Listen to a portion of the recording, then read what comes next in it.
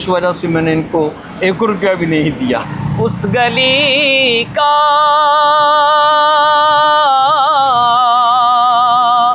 گدا ہوں میں جس میں مانگتے تاجدار پھرتے ہیں، مانگتے تاجدار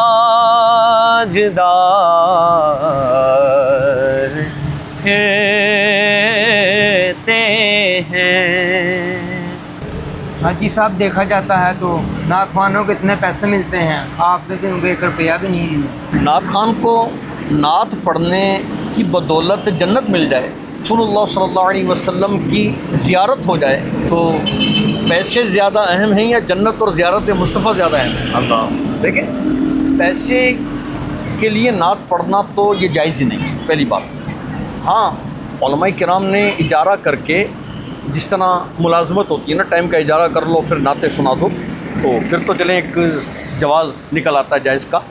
لیکن نعت خان اس لیے بننا، نعت اس لیے پڑھنا کہ پیسے ملیں گے، نوٹ ملیں گے اور میں گاڑی خریدوں گا، کوٹھی بناؤں گا، بہت مالدار ہو جاؤں گا، یہ تو ویسے ہی اچھا عمل نہیں ہے، جائز نہیں ہے۔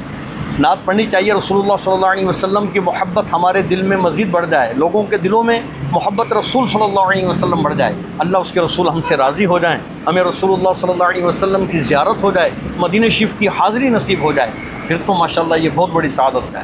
اس وجہ سے میں نے ان کو 1 روپیہ بھی نہیں دیا۔